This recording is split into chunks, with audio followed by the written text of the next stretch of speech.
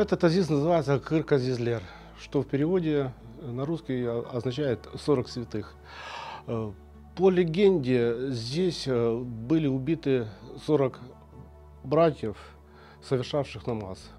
Знакомьтесь, это крымчанин Александр Аникин. 20 лет своей жизни он отдал работе в МВД, а выйдя на пенсию, начал путешествовать, и его очень заинтересовала крымская топонимика.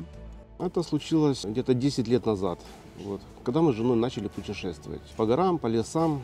И как-то, будучи на каком-то из объектов, жена спросила: расскажи историю этого объекта, что ты знаешь о нем?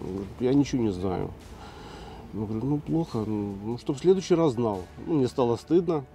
И при планировании очередного путешествия я уже почитал книги, залез в интернет, уже шел, рассказывал знанием дела.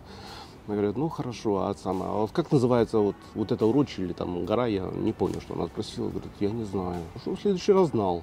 Достал карты, давай изучать, куда мы идем, как называется урочище, гора, река, потому что до этого вообще ничего не знал.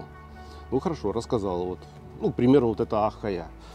Говорит, а как переводить? Я не знаю. Что в следующий раз знал. Опять же, словари, уже потом. И как-то это втянулось. Особое отношение у Аникина к крымским азизам. Их он начал изучать год назад. Уверен, эти святые для крымских татар места имеют особую силу. Один раз он даже почувствовал это лично.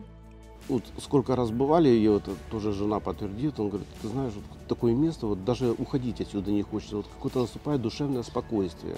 Хотя, как говорится, у нас немножко другой веры, другие убеждения, наступает какое-то душевное спокойствие. Кстати, Азиз Чохрак на Тарханкуте силу действия источника испытал на себе этим летом. У меня началась проблема с глазами. Слезились, чесались, я не знаю, может это аллергия. Капал разными ничего не помогало. И этим летом отправились туда, но не с той целью, чтобы там вылечить или что, просто посетить это место, посмотреть.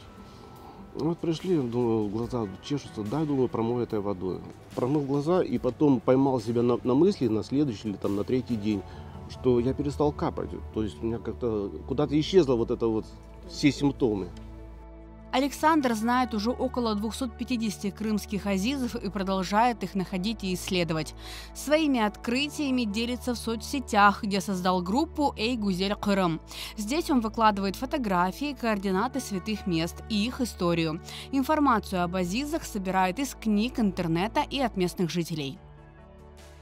Азиз – это святое место. Это может быть могила праведника, это может быть могила шахида, это может быть могила целителя, это может быть просто какое-то культовое место, как здесь, пещера какое-то, обладающее особой энергетикой. То есть это место паломничества, иными словами, зиарет. То есть место, куда совершают паломничество. Причисляли к лику святых азизов.